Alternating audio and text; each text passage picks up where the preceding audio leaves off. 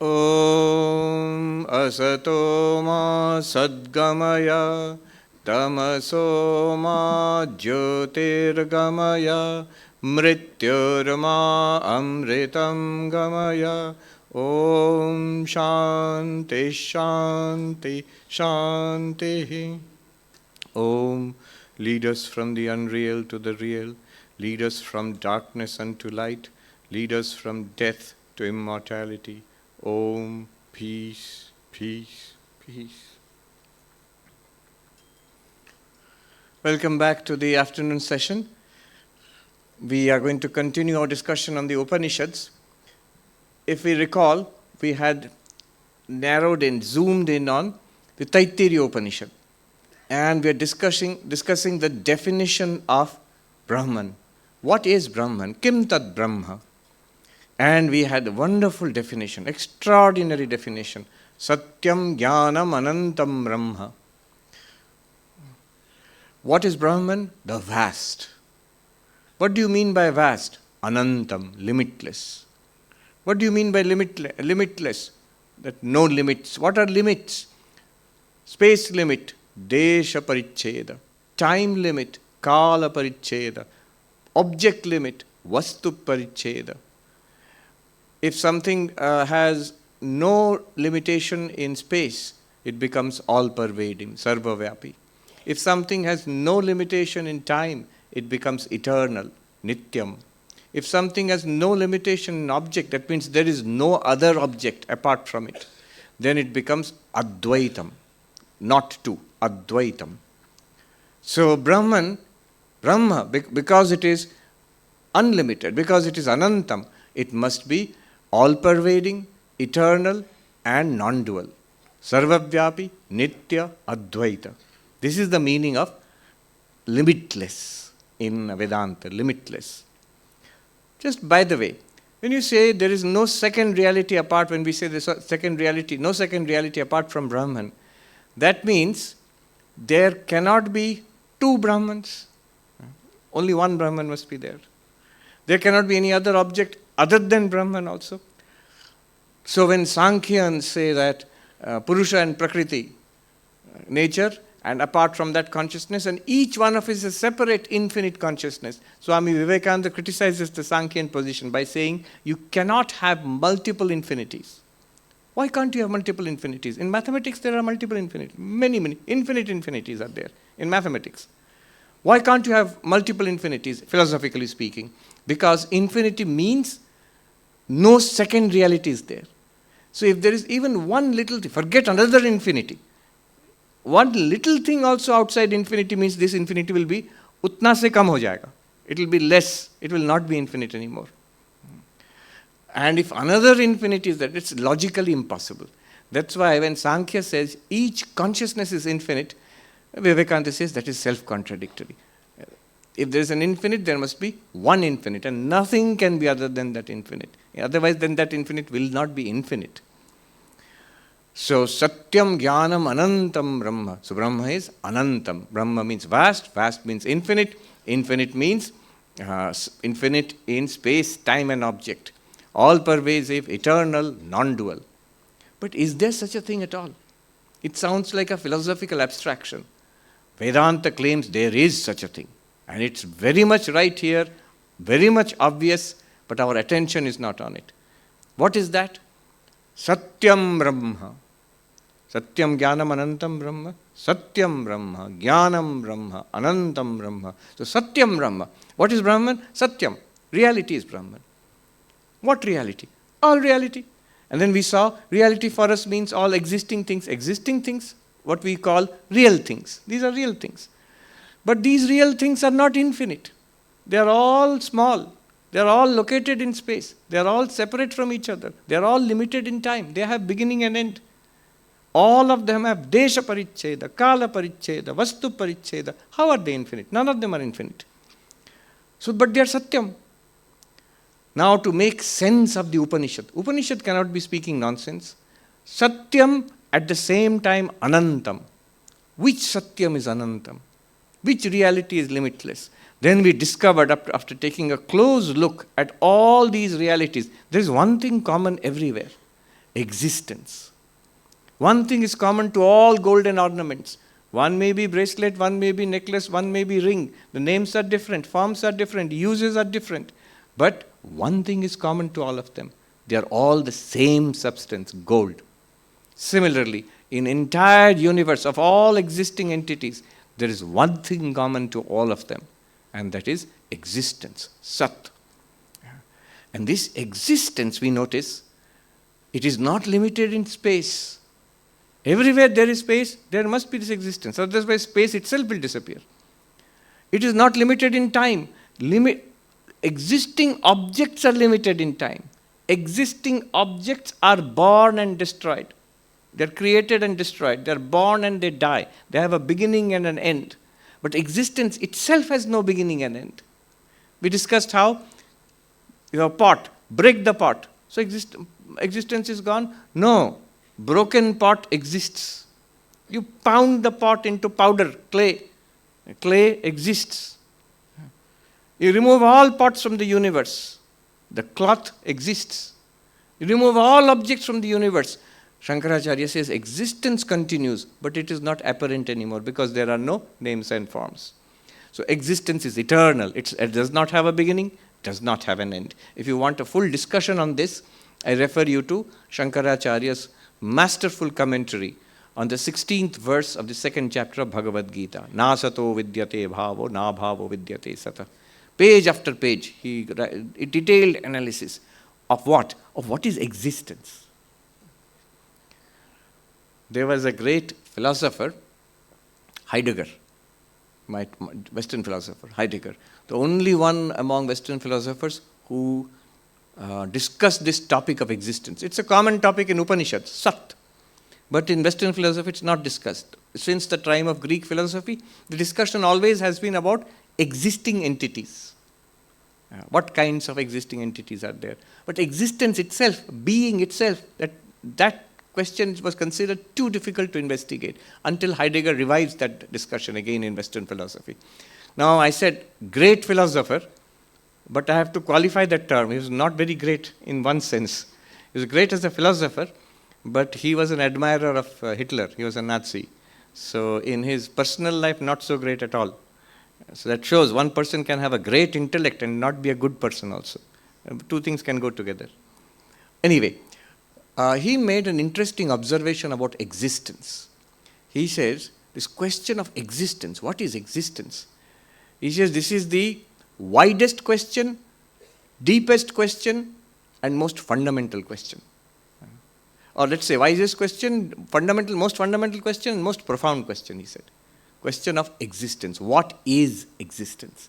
What do you mean widest question? See, when wide means it includes everything. So when we talk about human beings, we are talking about human biology, so human physiology. But we are not talking about non-human animals. If we expand it, we are talking about animals. So we talk about zoology. But we are not talking about plants. If you expand further, botany is also included. Then you have biology, both plants and animals. So you see the question is becoming wider and wider and wider, more and more inclusive. Suppose you talk about all living things, but you are leaving out non-living things. Now, what is the question? What study will be the widest study, which will include everything and leave nothing out? This is a question of existence. What is left out? Nothing. Some clever person may say non-existence is left out. But non-existence does not exist, so no problem at all if you leave it out. So if existence is the widest study of all, and nothing is left out. When you ask what is existence, what is Sat, it is the deepest, it is the most fundamental question of all. Fundamental means some sciences are more fundamental than others. So you have biology. In a certain sense, chemistry is more fundamental than biology. Because physically speaking, if you go a little deeper into the body and functions of the body, you will come up with chemicals. And you study the chemicals. So organic chemistry is more fundamental. More fundamental than chemistry will be physics. The very nature of matter itself. And the most fundamental, the deepest in that sense, most fundamental question will be what is existence? Why do things exist? Stephen Hawking says, we understand physics through equations. But he says, what puts the fire in the equations? Why do anything? We can have equations, but at all, why does the universe exist? So the question of existence is not only widest question, deepest question, most fundamental. It's more fundamental than particle physics or cosmology then. And then it is the most profound question, he says. Profound in what sense? Self-reflective. That means when you ask what is existence, this question and the questionnaire is also part of existence. So the question is reflecting back upon itself. See, when a scientist is investigating the COVID virus, so the focus is on the COVID virus and not on the scientist, not on the microscope, not on the scientist. Focus is on the virus. We are investigating virus. But when you are investigating what is existence, then the investigator, the question what is existence, the study itself, and everything in the universe, everything is included. It's a self-reflective question, self-reflexive question. It's a question about itself. So it's a very most profound kind of question.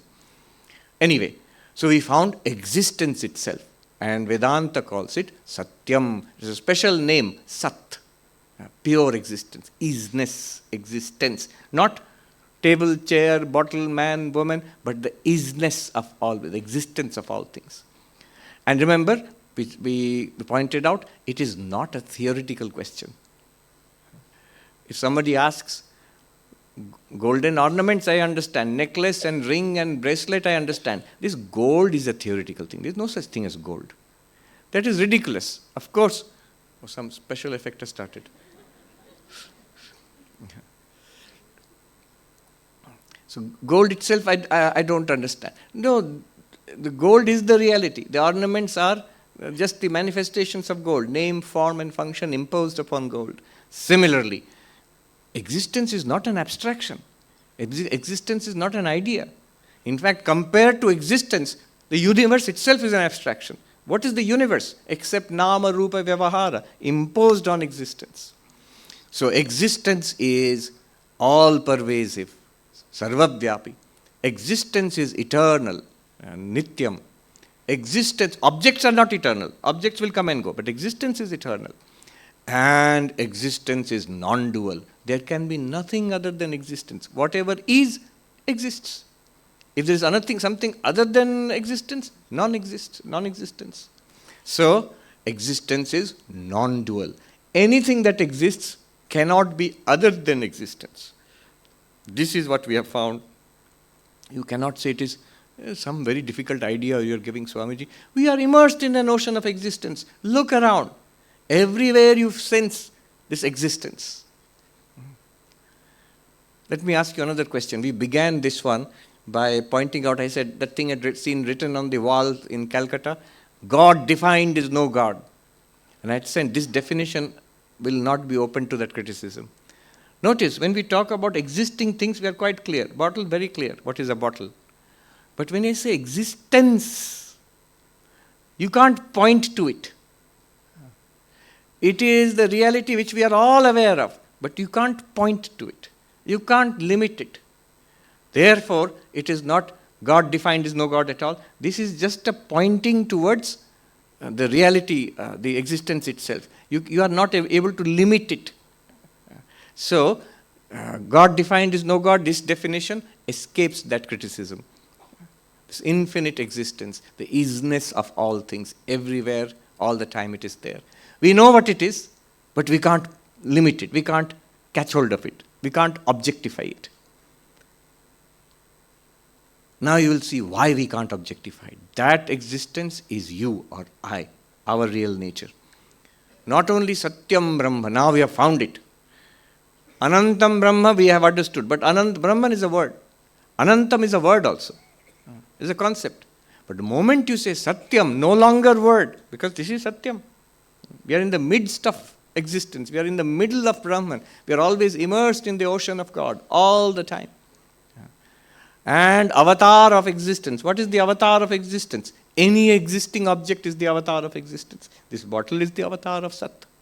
I am the avatar of Sat. You are the avatar of Sat. The chair you are sitting on is the avatar of Sat. The air we breathe in is the avatar of Sat. This Taitteriya Upanishad, in the next paragraph, we are discussing paragraph 1. In the next paragraph, it will say, Tasmad va etasmad atmana akasha sambhuta. It says, from this Brahman, existence, which is also Atma, you. First thing which emerged, which appeared, is Akasha, space. That means the first avatar of Brahman is Akasha, space. Akashad vayu, vayor agni, agner apa, adbhya prithivi. So he says from Akasha comes Vayu, from Vayu comes Agni, from Agni comes water, Pani, jo apa, and from that comes Prithvi. So the 5 Pancha Mahabhuta, which is the ancient cosmology. In most ancient cultures, you will find 5 or 4 at least. Some cultures leave out space, so 4, sometimes 3 you will find. These are the appearances, and from the mixture of all this, the universe is created. So that was the idea in ancient times. But basically, even now, this is valid, existence itself. And this philosopher Heidegger, his studies of existence led him to conclusions remarkably similar to Vedanta, remarkably similar. It's almost like a European Vedanta, but not yet quite there as in what you see in Advaita Vedanta. Now, moving on. The Upanishad says, Jnanam Brahma, Satyam Brahma, Jnanam Brahma, Anantam Brahma, Satyam Jnanam Anantam Brahma. So Jnanam Brahma. Further, Jnanam Brahma. What is Jnanam here? Any experience, any knowledge, whatever we have, any experiences we have, all our lives are composed of these experiences. From morning till now, so many experiences we are having. Mostly worldly experiences. If some of you are very lucky, you may have spiritual experiences. And in America, all the time, you will find people outside, in New York, you will find drug-induced experiences they are having. They're high on, they'll ask, what are you smoking? What are you on? They're high on marijuana or something. Another kind of experience they are having. So various kinds of experiences are going on. This is jnanam. Conscious experiences basically. Jnanam Brahma. Brahman is all our jnanam, all our conscious experiences are Brahman. So that's very good. That means I am looking at you, this is Brahman. I am hearing a sound, that is Brahman. I am smelling, tasting, touching, that's what it says, jnanam Brahma. But anantam Brahma, this jnanam, is it anantam? The experiences we are having, are they infinite? Are they limitless in space? Is my experience your experience? Your experience is his experience? No. Our experiences are very localized. My experience is different from your experience. Your experience is different from that person's experience. Our experiences are very limited in time, beginning and end. Every experience, and very short time also. One word we heard, that's one experience. Second word we are hearing, another experience. Before this we are hearing bhajans, another experience. So these experiences are beginning and ending. They're limited in time. They're limited in space. And most of all, they're all different from each other. It's not that the experiences are advaitam. There is nothing else except this experience. No, every experience is unique. We have thousands of experiences. Not non-dual, thousands. Not one, thousands of experiences. Each experience different from the preceding experience and the succeeding experience. So, experiences, jnanam Brahma, this jnana is not sarvavyapi, all-pervasive. It is not eternal. One experience does not last forever. And it is not non-dual. This experience is there are thousands of experiences, they are all different from each other. So how can experience be Brahma? Here jnanam Brahma means anubhava matra param Brahma. Our anubhava is Brahman. How? And same thing we must do now. We must look for a deeper meaning. What is it in our experience which is limitless, which cannot be, which is non-dual, which is eternal, all-pervasive, common to all our experiences, which will satisfy the word jnanam, but also satisfy the word anantam. Then only we will say it is Brahma. What is it? Let us look. Let us look at our daily experiences.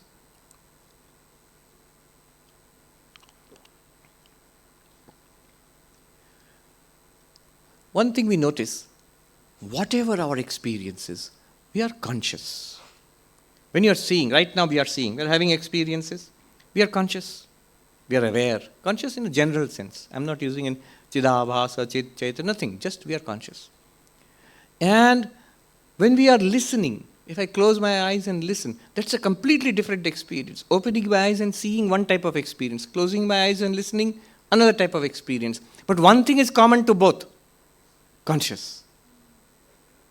And it is the same consciousness which was seeing is also hearing. Same consciousness. Seeing is very different.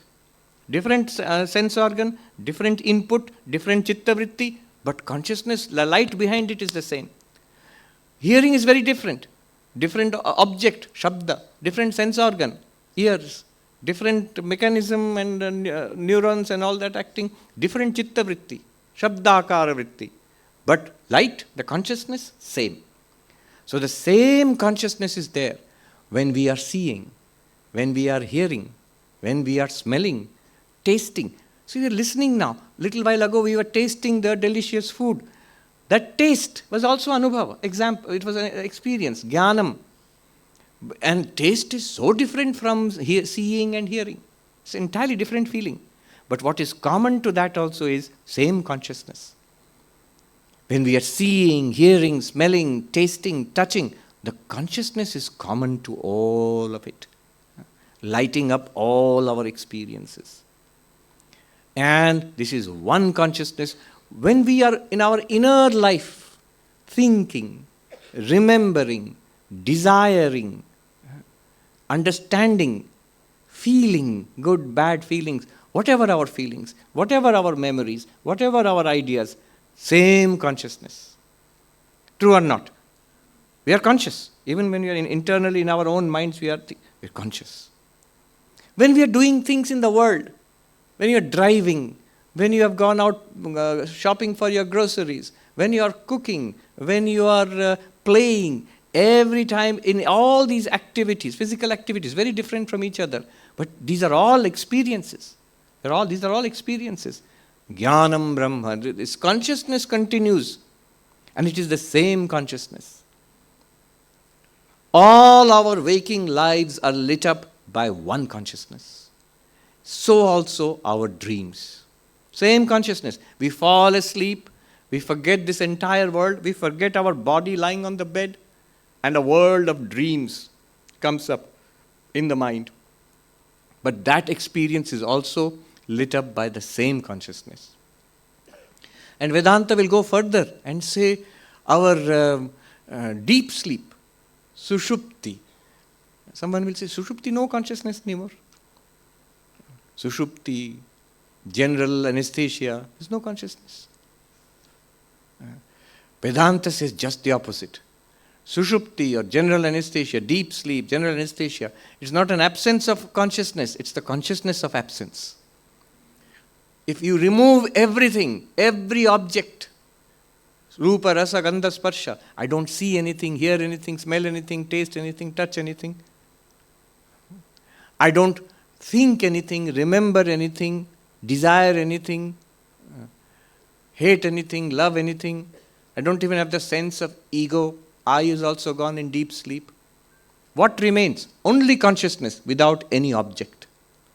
So in deep sleep, it's an experience of absence. It is also jnanam.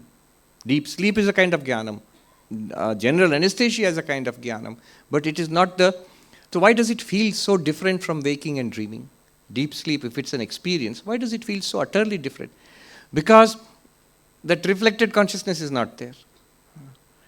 That's why we do not have special knowledge of it. We just have a general appreciation of nothing, blank.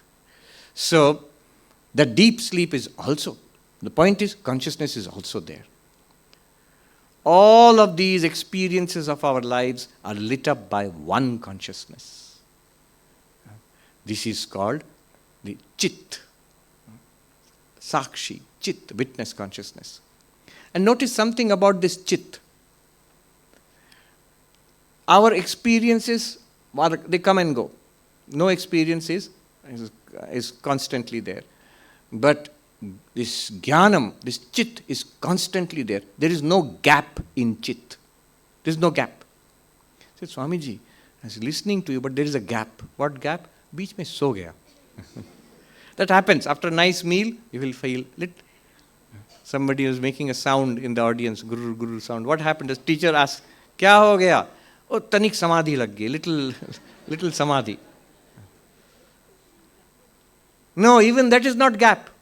You may have a gap in what Swamiji was saying earlier, then I fell asleep, then I didn't notice, and then I again heard what was saying. There's a gap in what you heard.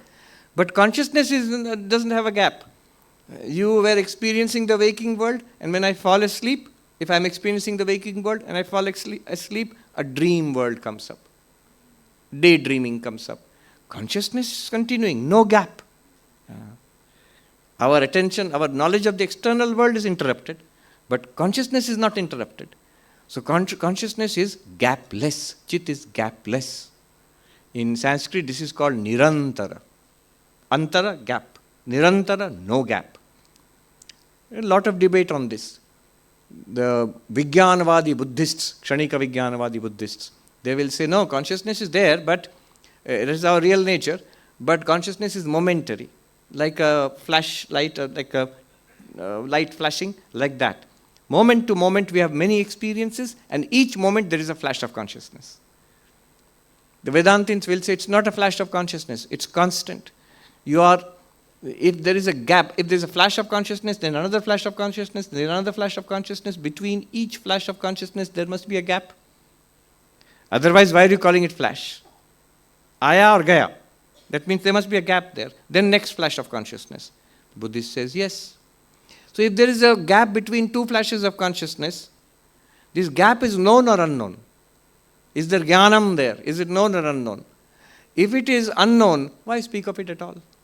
If it is known, who is knowing it other than consciousness? So consciousness is there also. That means it's not a flash, it's continuous. There is no gap. But then why do the Buddhists say that consciousness is flashing? Because they are not distinguishing between the buddhi vritti and consciousness. What they call vijnana dhara, stream of consciousness. That's actually a stream of the chitta vrittis, flow of the vrittis in the mind. Anyway, so nirantara, gapless. But then we can say the river is flowing. That is also flowing without any gap. But it is flowing, it's not the same river. It's a stream, continuous stream. They say you cannot bathe in the same river twice, because every time you take a dip, it's different water. But the water is continuously flowing. So there is no gap in the river, but it's continuously changing. But consciousness is not changing. Consciousness is not changing. It is shining without a gap and shining without change. You might say, why not? Why can't consciousness change? Because these are things which are new to us.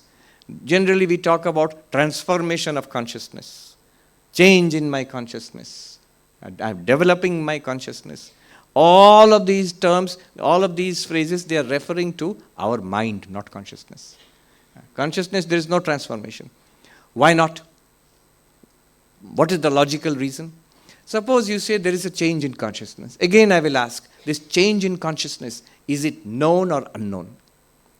If it is known, then it becomes an object.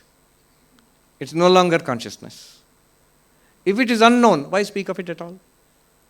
So, a change in consciousness would become an object, therefore it will not reflect, it will not be change in consciousness, it will be a change in some object.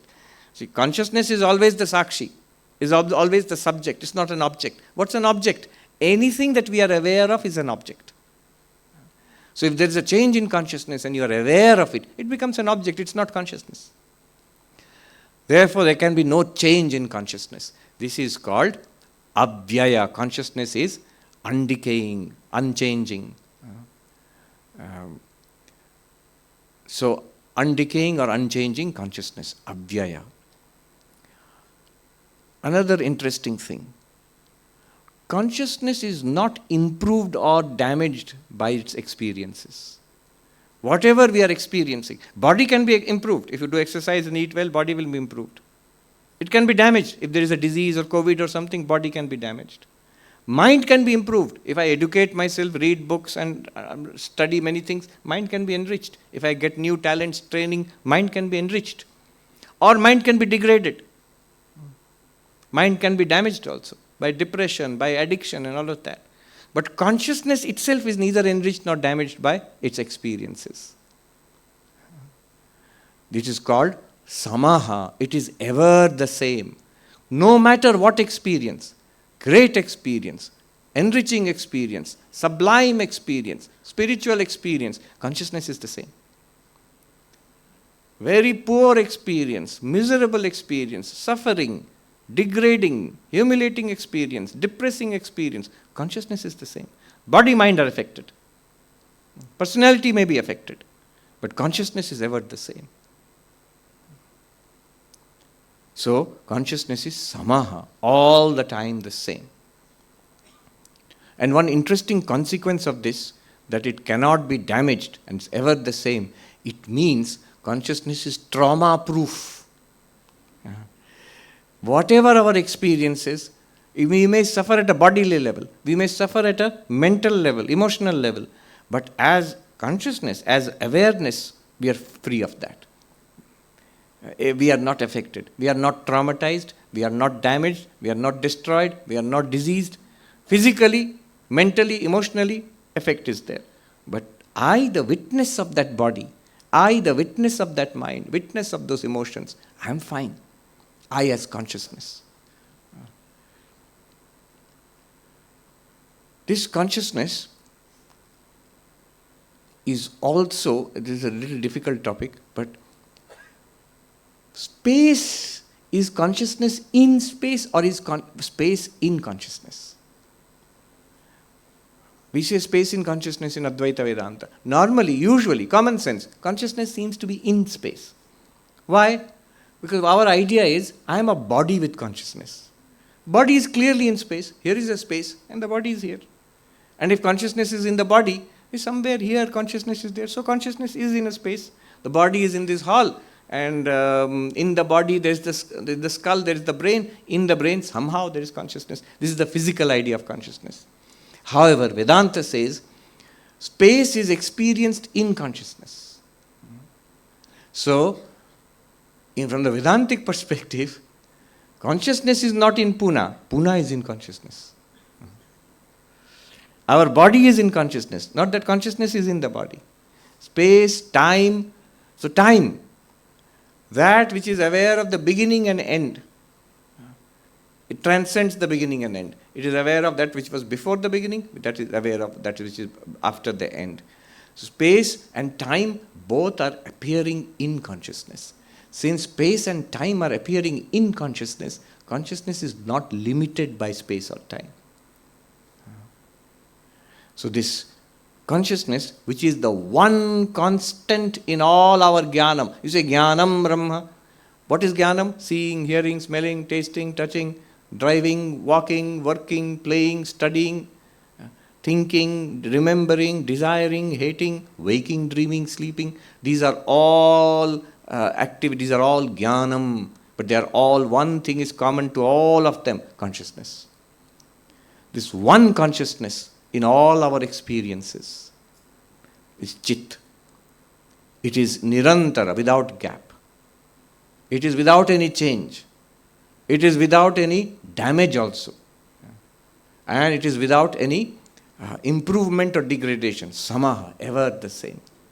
It is beyond time and space, so therefore nitya sarvavyapi and also limitless. So this consciousness, chit, is anantam.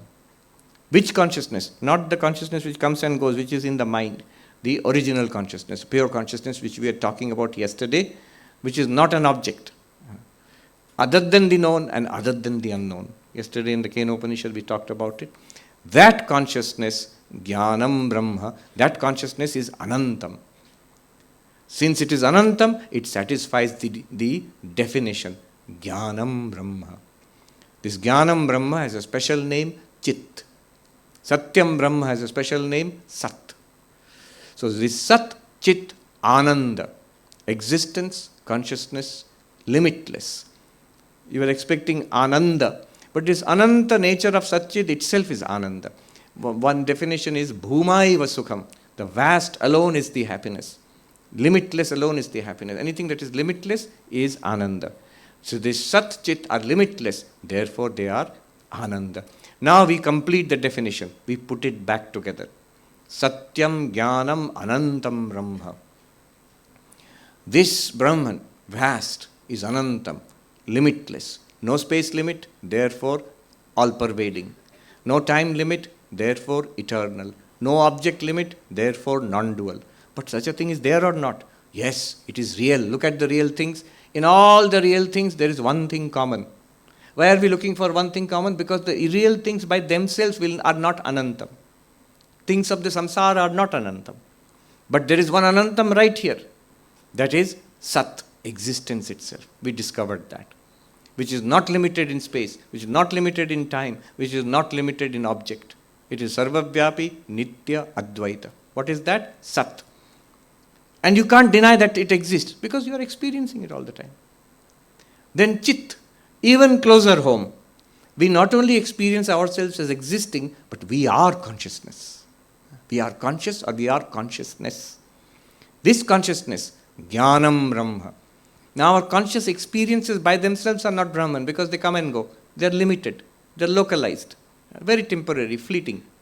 But what is continuous and not localized and not fleeting there is consciousness. See, but at least that consciousness is your consciousness and my consciousness, Swamiji, they are different. No, there is no your consciousness and my consciousness. Consciousness is not personal. I think it was Heisenberg, the physicist, who said, consciousness is that singular which has no plural. It's exactly the words of Bhagavad Gita. All of those people, they read the Gita. That's an interesting thing. At the beginning of the quantum revolution, Schrödinger, Heisenberg, Oppenheimer, of course. Nowadays, because of the cinema Oppenheimer, new interest is there. He was invited to give. There is a club in New York called the Harvard Club. That means alumni of Harvard. They have organized this club. Very private. So they called me, can you give a talk about Oppenheimer and Vedanta? So I went there. Unfortunately, they did not allow any recording of that. But it's a very nice, small audience. They're very interested in it. So I had to do some research about Oppenheimer's life. And I was surprised to see the depth of his involvement in Vedanta. He learned Sanskrit when he was studying as a student in Berkeley University. He learned Sanskrit. His father presented him with a Cadillac car. He immediately named it Garuda. Garuda. He would present Gita, Bhagavad Gita, to all his friends. And he had a small library which he carried all throughout. When he was in that Trinity project for atom bomb, the first atom bomb, there also the personal library was there. In the small library, always Bhagavad Gita was there in his library. And he called it the greatest philosophical poem in any language of human civilization, Bhagavad Gita. And we all know one famous story, of course, is there when the atom bomb, first explosion of the atom bomb, and there he quoted from the Bhagavad Gita, 11th chapter of the Bhagavad Gita, that I have come as time, the destroyer of worlds. Because in the Bhagavad Gita, 11th chapter, the description of Vishwarupa Darshana is given as 1,000 suns rising in the sky at once. Imagine the radiance of that. 1,000 suns rising in the sky at once. That is the light which they saw in the first nuclear explosion on Earth. And he quoted that. He quoted it in original Sanskrit at that moment. So they all studied. I was thinking why they were interested in Vedanta. One reason is simple. As physicists, they're all physicists. As physicists, the search is for reality. What is the ultimate reality of this universe? In Vedanta also the search is that. It's a philosophical search internally. That's a search externally through nature, time, space, matter, energy. But the urge, the quest is the same. This is the conclusion of Vedanta, that the ultimate reality, Brahman, is infinite existence, infinite consciousness. And it is the same thing. Satyam and this Jnanam, Sat and Chit are the same one limitless existence. And there's a lot of discussion why the Satyam and Chit, Sat and Chit should be the same. Existence and consciousness are one and the same. It's not immediately obvious. Why? I am conscious. And I am conscious of this existing thing. So a conscious being and existing thing, they can be separate. It doesn't have to be in me. So an existing thing and a conscious being can be separate. But existence itself and consciousness itself, it is one and the same. This is the great insight of Vedanta. Think about it. There is a logical reason why. There are many reasons, but it is discovered in experience, the mystical experience of the rishis in the Upanishads. But there is a logical reason also. Suppose consciousness is separate from existence. What will happen? It will become non-existent. Consciousness apart from existence becomes non-existence. But can't existence be apart from consciousness? If you make it something apart from consciousness, suppose this is existing, and it is something distinct from me, the consciousness. I am conscious of this, and it does not seem to be conscious. It is something distinct from me.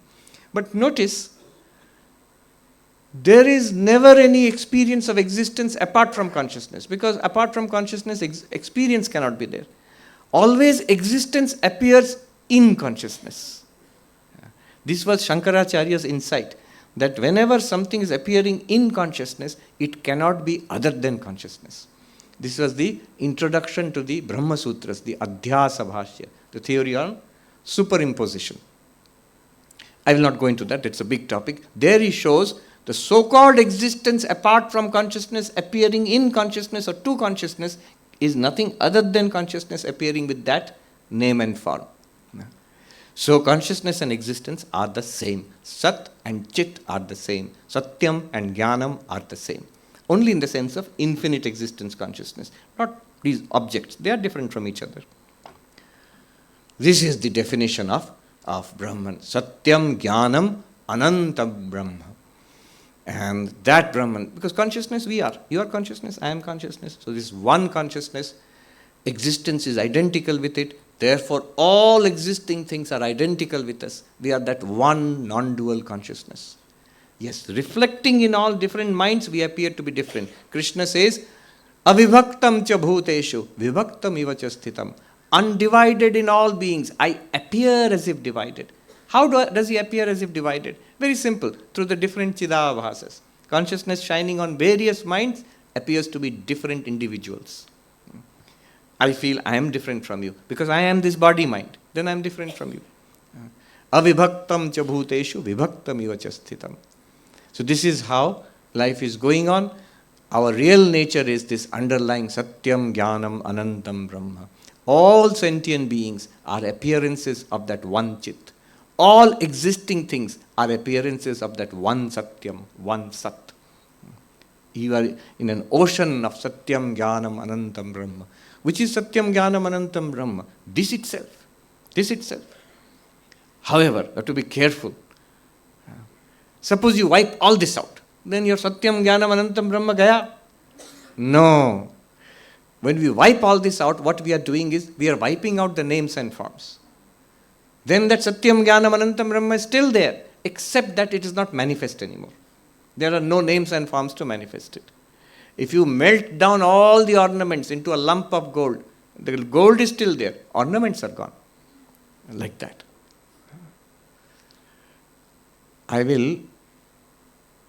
Just a couple of words about the next two sentences in that first paragraph. How to realize all this.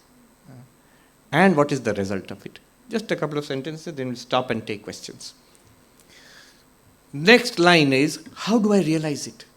I still, after hearing all these nice lectures, I still feel I'm the same fellow. Yo Veda Nihitam Guhayam Parame Vyoman, who discovers this Satyam Jnanam Anantam Brahma, it's everywhere. But he says, first clue, you have to discover it within yourself. What should be the enlightened? What is enlightenment? Everything is Brahman? No. That is later. Enlightenment begins with I am Brahman. It starts here. So he says, here, in the cave of the heart, in yourself, in cave of the heart, Shankaracharya says, Buddhi Guhayam, in your intellect. That consciousness which is shining in all of us, turn our attention back to that. One must realize, I am not the body, I am not the mind, I am consciousness. How to realize that? Then the Upanishad itself helps us. You are Satyam Jnanam Anantam Brahma. Yes, but I don't feel it. Oh, you don't feel it. What do you feel? What are you? If we ask, Upanishad asks, what are you? I feel I am this body. That's what I feel. Upanishad, like any good teacher, start from where the student is. So we are at the body level. Upanishad starts at the body level. He says, this is Annamaya Atma. Yes, you are the body. This body is made of food, Annamaya. Made of what we eat and drink, that is the body. You are the food body, Annamaya Atma. But just consider something. This changes so much.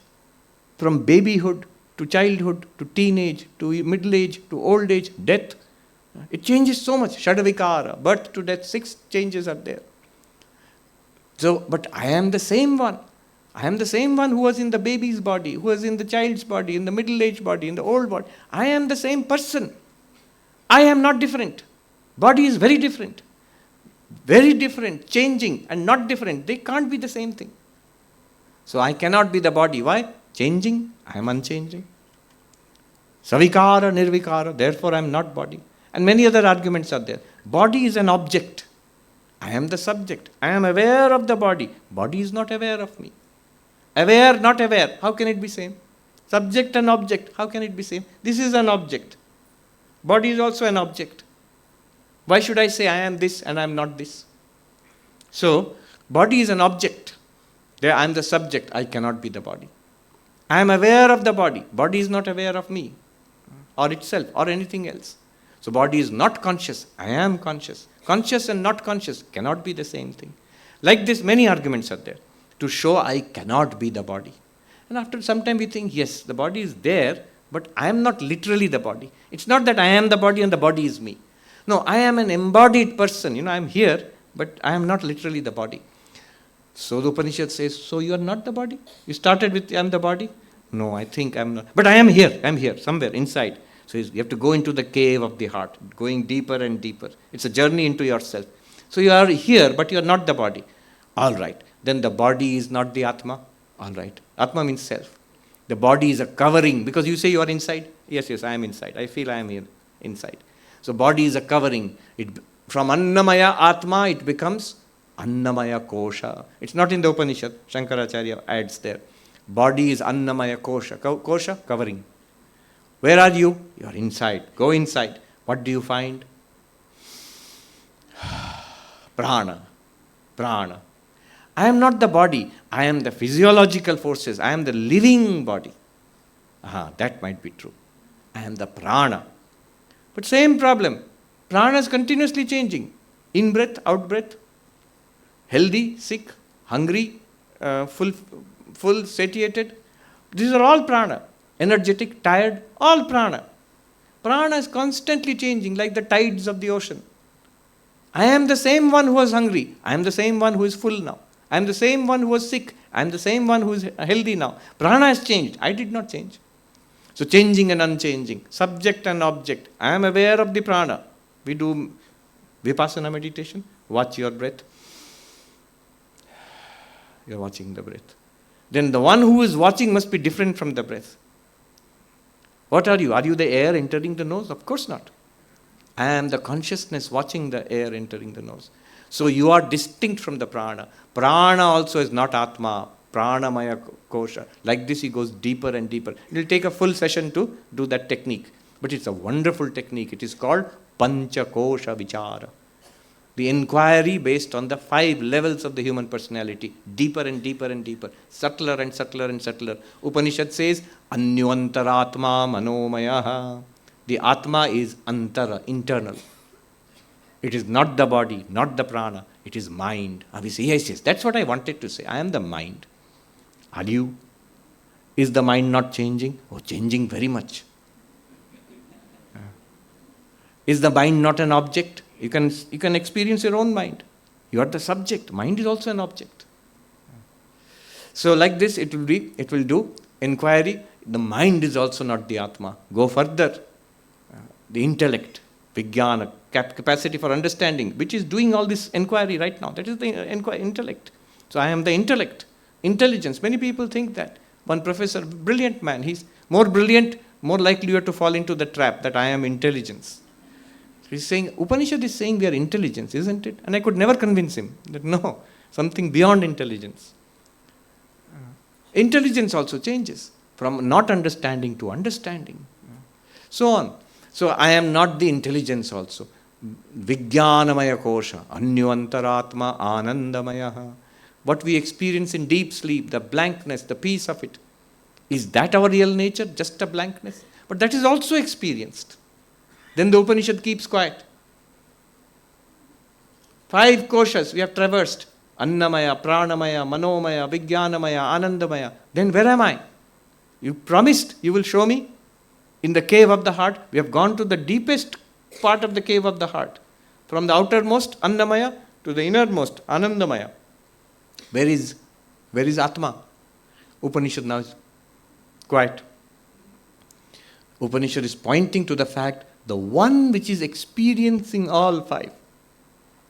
Annamaya, Pranamaya, Manomaya, Vijnanamaya, and Anandamaya, to which all 5 are appearing and disappearing, that witness is the Atma. And you have to try it. You have to try this vichara actually in practice. Feel, sit with the body, sit quietly.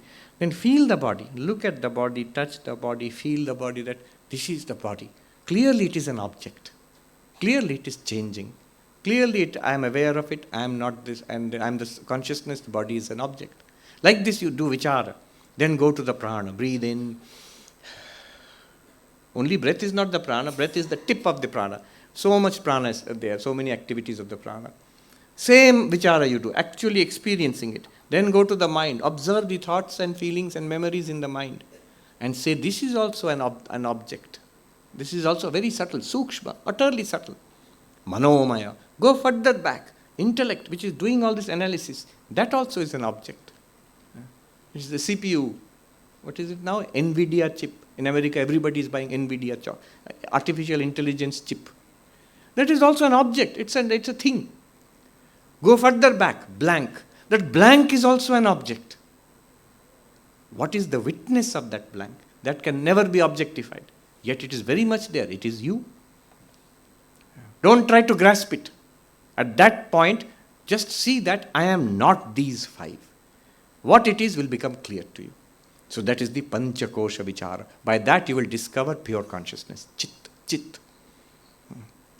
The Chit aspect of Satyam Jnanam Anantam Brahma. Then what will be the result of it? Finally all of this. The last one. That so ashnute sarvan kaman saha brahmana vipaschiteti. You see, what will happen is, I will discover I am this limitless existence. And everything in the universe, everybody in the universe, and all time and space and object, they are all manifestations of me alone. So in this great fulfillment, there will be no lack, no desire unfulfilled whatsoever. This is called Brahmananda. It's not an object. It's not even a particular feeling. There are these 3 levels. Sri Ramakrishna used to say, Vishayananda, Bhajanananda, Brahmananda. Vishayananda, I eat a nice cookie, I like it, this is Vishayananda. Laddu, I eat it, I like it. Vishayananda. Bhajanananda, when we listen to bhajan, when we do japa, when we do puja, when we do meditation, when we do Vedanta vichara, this is Bhajanananda. Spiritual practice. You step away from Vishayananda. Vishayananda, sensuous enjoyment. Step away from Vishayananda and do spiritual practice. Japa. Do intense spiritual practice, a joy will come. At one time, great joy will come. And that joy is far greater than the Vishayananda. I think Kabir Das, he says that these yogis who have given up the world, no money, no family, they are wandering like beggars, they are far wiser than the rest of us. He says, Humko to mila chhach, the ghee makhan they have eaten. We have experienced the little purpurata hua ananda of the Vishayas, the real joy of life. These wandering yogis they have got, these all renouncing sannyasis, they are enjoying the asli ghee makhan of life. So that is Bhajanananda. But beyond Bhajanananda lies the realization. When actually Brahman is revealed, you realize Aham Brahmasmi. That is a different level altogether. That is called Brahmananda. And that is Ananda itself. That is Ananda itself. So this is the teaching of the first, just 3 lines from Taitteriya Upanishad. Brahma vidapnoti param tadeshabhyukta satyam jnanam anantam brahma yo veda nihitam guhayam parame vyoman so ashnute sarvan kaman sah brahmana vipaschiteti. Om Shanti Shanti Shanti Hari Om Tat Sat Shri Ramakrishna Arpanamastu. Very good. Thank you for a very patient and concentrated and silent listening.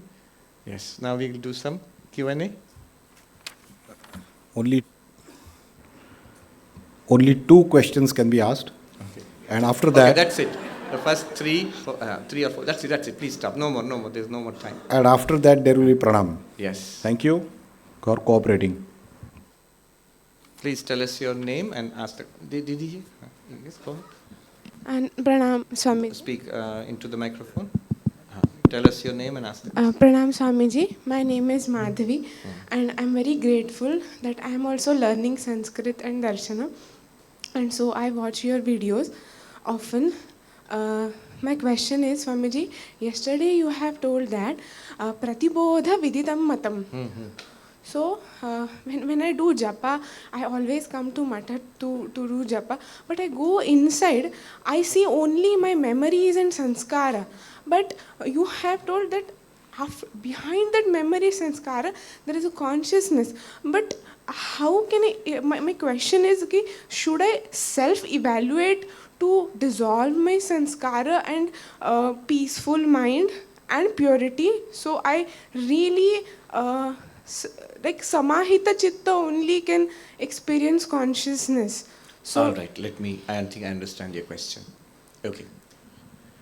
The first thing you said was, when I go inside and do japa, I see only my memories and samskaras. I see. You said, who is experiencing that? I. That I is consciousness. You're looking for consciousness. I have to find consciousness. Swamiji has said, okay, where is consciousness? Only memories are coming, only thoughts are coming. But who is seeing those thoughts and memories? Consciousness. You say, no, I am seeing. But what are you? Who are you? If you are seeing the thoughts, then you are not the thoughts. If you are seeing the body, then you are not the body. Then who is the real Madhavi? The real Madhavi is the consciousness, which is watching those thoughts. I will say, how to turn around and catch myself? Don't do that. In meditation, when you are doing japa, have you taken mantra diksha? If you have taken mantra diksha, when you are doing japa, then focus on the Ishta Devata and the mantra. The method of doing japa is those samskaras and memories which are coming up, replace them with the mantra. Consciously, deliberately. Don't watch the memories of the samskaras. Replace the memories with the mantra and with the form of the Ishta Devata. So japa and dhyana should be done as the Guru has directed. But remember, whether you are watching the samskaras or whether you are watching the Ishta Devata, in both cases, it's consciousness which is watching.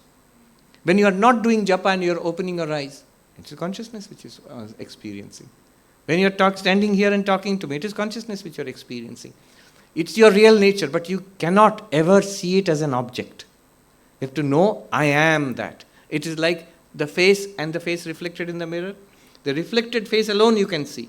The real face you cannot see directly. You can't turn your eyes around and look at your face directly. You can reflect it in the mirror and see it. What is the mirror here? What is the face here? Consciousness. What is the mirror here? Vedanta. It will show you what you are. Like this. Keep these two separate.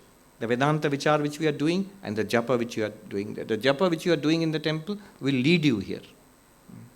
Take. Pranam Swamiji.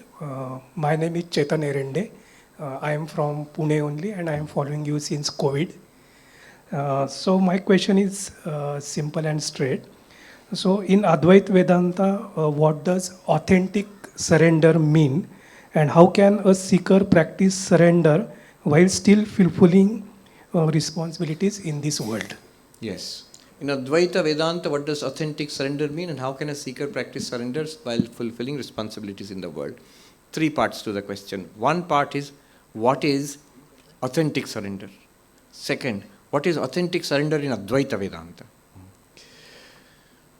Now the first part, what is authentic surrender, is the deep feeling that God is real and everything here is controlled by God. Everything. We don't know that. At first we have to believe it. If you know that, if you feel it, you are very lucky. Then don't ignore that feeling. I cannot tell the whole story. Recently I heard from a gentleman, a devotee. He had some special experience of Thakur, of Sri Ramakrishna. And with tears in his eyes, he said, people, when they have these experiences, they become very excited about that experience. He said, no, that is not the important thing.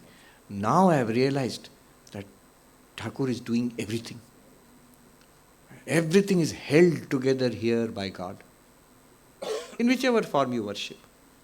That realization will lead to authentic surrender. Because really, there is nothing we can do. Swami, so this is the authentic surrender. You recognize the presence of God and everything is being done by God. Then let God do everything through you, whatever has to be done. The second one, what is authentic surrender in Advaita Vedanta? It is the surrender of the ornament to gold. It is the surrender of the wave to water. What is the surrender of ornament to gold? That I am in the name and form of, my name is necklace, I am in the form of a necklace and people put me on their neck. But my reality, every bit of me is gold. So I am nothing but gold. That is the surrender of the necklace to the gold.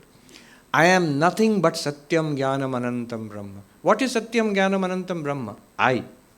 What are you? Satyam Jnanam Anantam Brahma. This is the surrender, authentic surrender of Advaiti. How to do this while carrying on the daily duties in life, activities in life? Your daily activities will be much easier, much more peaceful and joyful if the sense of surrender is there. Otherwise, there is no peace in this world except this surrender. Jnana, Bhakti, Advait, Dvait, nothing will give you peace. Meditation, nothing will give you peace except surrender. So Swami Turiyananda ji puts it this way. He says, realize that you are the Atman, realize that you are Brahman, and then spend the rest of your life as a play with the Divine Mother. Great Vedantin, Swami Turiyananda ji, but if you see his letters, his instructions, always ma, ma, ma. Everything is Mother. Everything here is Mother. This is the way you can live your life after enlightenment. Life will still go on, body will still go on until the death of this body will go on. Prarabdha karma will keep showing you a lot of cinema in this world. But you have to hold on to the Mother that way. Everything is Mother, a Mother's wish. And if you combine it with Advaitic knowledge, what problem do you have? After all, you are Satyam Jnanam Anantam Brahman, but I don't understand something. Then listen again, YouTube. Until it is clear. And then live like that, holding on to the Mother. That everything that happens in this world of Maya is the wish of the Divine Mother. This is the beautiful combination of Jnana and Bhakti. And the secret is surrender. Yes. And one more. Thank you. Two more we will take just yes. You and the other person. Pranam Maharaj. I'm Gunjan from Bangalore. Yes. I have doubt about Sakar Brahma and same with Atma. If Sakar Brahma, as we know, is a part of material world, is it a part of material world? How does Ishvara come to this Vyavaharik Jagata? Sakar Brahma, what do you mean by Sakar Brahma? Ishvara, like Krishna. God with form. Or do you mean Krishna? You mean avatar? Yeah, avatar. Avatar. Sakar Brahma, you mean avatar. Avatar. So avatar. You have doubts about avatar, yes. Yes. And how do they come to the material world, to this world? And is Atma a part of material world or it is the pure consciousness? okay. Doubt about Atma cannot be there. Atma means self. Your name is Gunjan. You exist, you know that. You're very sure of that. That is the self. That's the Atma. Now what Vedanta is telling us, we are sure about our own existence. You don't need any philosophy for that. Nobody has a doubt. Nobody doubts that I exist. If I say, I doubt if I exist, it's like saying, I doubt if I can speak. Speaking it. I doubt if I can speak. You've already, this is called Cutting down your own vadato vyaghata. The Nayayikas will say, by speaking itself, you have cut down your own position. I doubt if I can speak. You have already solved that doubt. So I doubt if I exist. If you're asking that, you exist. So our existence we do not doubt. But what we doubt is when Vedanta says, this existence, I, is Satyam Jnanam Anantam Brahma, Satchidananda, Chidananda Rupa Shivoham. That one we doubt. That doubt will be removed by vichara, by inquiry. You know you exist. Then you answer the question, I exist, but what am I? Am I the body? Am I Gunjan? Am I a mind? Am I some knowledge? Am I some memories? Step by step. This Panchakosha Vichara I was talking about, all of these inquiries will show you, I am not body-mind. Then what is Gunjan? As long as Gunjan is body-mind, you know what is Gunjan, this one. But if I am not body-mind, then what am I? Then Vedantic inquiry will start. So there is no doubt about Atman, the real nature of Atman, you may inquire. Then Vedanta will give you some answer. About Avatar. Avatar is a great mystery. Vedanta is easy, Avatar is more difficult. Avatar is, how does the infinite appear as the finite? There is a difference between us and them. See, how does the infinite appear as finite? Advaitin will say very simple, like you are appearing on Brahman, you are appearing with this body and mind. So why can't Ishvara also appear with body and mind? That's straight away. Ishvara is Saguna Brahman. Saguna Brahman is also Nirguna Brahman. You, the Jiva, you are also Nirguna Brahman. Ocean is also water, wave is also water. If the wave can, with the water can appear as a wave, with water can appear as ocean also. That is the thing. But the details are more complicated. Swami Vivekananda says, Maya has two kinds of products. One is us. We are all products of Maya. That means consciousness through Maya. The other one are special manifestations, he says, like Rama, Krishna, Ramakrishna, and other. So these are all, he says, Jesus, Buddha, these are all special manifestations. What we call avatar, he's calling special manifestation. How is this special? See, we are under the domain, spell of Maya. We are Maya Dhina. The avatar is Maya Dhisha, Lord of Maya. We are born because of our past karmas. And we are getting the result of our past karmas. Slowly we are progressing in the spiritual path. Avatar is none other than God, Saguna Brahman, Ishwar, Bhagavan. So why is Bhagavan born? Has no past karma, has no papa punya, no need for spiritual evolution, already perfect, already fully enlightened. Brahma is Brahman himself, God himself. So out of karuna, for the welfare of the world. So they come out of their own will. We don't come out of will. Before being born, not that we were given form fill up. What kind of parent you want? Do you want to be baby boy or baby girl? What do you want? Do you want to be human or puppy or kitten? What do you want? Nobody, no choice. According to our past karma. Whereas avatar, out of choice. Maya dhurile manavakaya. Out of Maya, but our Maya under the domain of Maya. The Maya of avatar is out of compassion for us. So there are many differences. Our only mission is God realization. We are spiritually evolving. Avatar's mission is dharma sthapana, establishment of religion, and to show us the way to God realization. Like this. Last question. নমস্কার, প্রণাম নেবেন। আমার নাম বীরেশ্বর মিত্র, আপাতত পুনায় থাকি। আমি অনেক তো শুনলাম, মনে অনেক প্রশ্ন জাগে, কিছু প্রশ্নের উত্তর পেয়েছি, কিন্তু অনেক প্রশ্ন এখনো। আমি শুধু একটাই প্রশ্ন করব, যেটা এই পাথ টু এনলাইটেনমেন্ট বা ব্রহ্ম যাওয়ার পথে এই রাজযোগ কি ধর্মযোগ কি কর্মযোগ কি জ্ঞানযোগ কতটা সাহায্য করে? এটা কি বেদান্তর সঙ্গে কি এটা যোগাযোগ আছে? Yes. So Raja Yoga, Karma Yoga, Dhyana Yoga, Raja Yoga, same thing. Jnana Yoga. So how much do they help? What connection do they have with Vedanta? Jnana Yoga and Vedanta the same thing. Advaita Vedanta, what I was talking about throughout yesterday and today, is part of Jnana Yoga. Jnana Yoga, the method of Jnana Yoga is Shravana, Manana, Nididhyasana. What we did yesterday and today is Shravana. And this question answer is Manana. And if we do a non-dual meditation practices, those are Nididhyasana. So this is Jnana Yoga. But there is also the control of the mind, meditation. By stilling the mind, the truth is revealed. That is the principle of Patanjali Yoga Sutras, Chitta Vritti Nirodha. Tada drashtu swarupe avasthanam. When the mind is centered, stilled, the witness consciousness becomes clear in its real nature. ওটা হচ্ছে রাজযোগের principal. তারপরে ভক্তি যোগ। See, our problem in spiritual life is not so much jnana. It's not even meditation. Our problem is our emotions, desires are running in 100 different directions this way. And Swami Vivekananda gives us interesting definition of bhakti. To take all your manifold desires and turn it into one almighty love of God. That is bhakti yoga. It purifies our desires. Karma yoga, it transforms our life from a life of selfishness to unselfishness. What is our prime, real obstacle to God realization? It is this connection to this little body and mind. I, me, mine. Even spirituality we are trying to get for I, me, mine. Karma yoga cuts this at the root. My whole life becomes not, my problems are not important. I will try to do the best I can for others. In the family, in the community, in the world. And how will I do it? Not as individual beings. I am worshipping my God. In Bengali there is that Jejon Sheviche Jibe Jebe Prem Jejon Shejon Sheviche Ishwar. The one who loves all jivas. It's a line in Bengali poetry. Vivekananda wrote it. People have memorized it.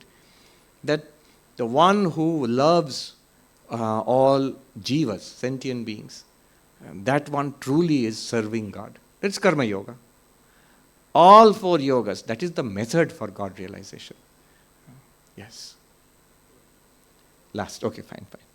Last one. No more. Aap baith jaiye, we have run out of time. Tell us My name is Chandanu. Thank you so much, Swamiji, for coming to Pune. My question is, how exactly this realization that I am not the agent of action, of the doer of action, leads to no rebirth of the subtle body of an enlightened person, and the subtle body of an enlightened person gets dissolved into the elements of nature. So what is exactly this getting dissolved into the elements of nature? Okay. This is a good question. When I say good question, it means I know the answer. So that's a good question.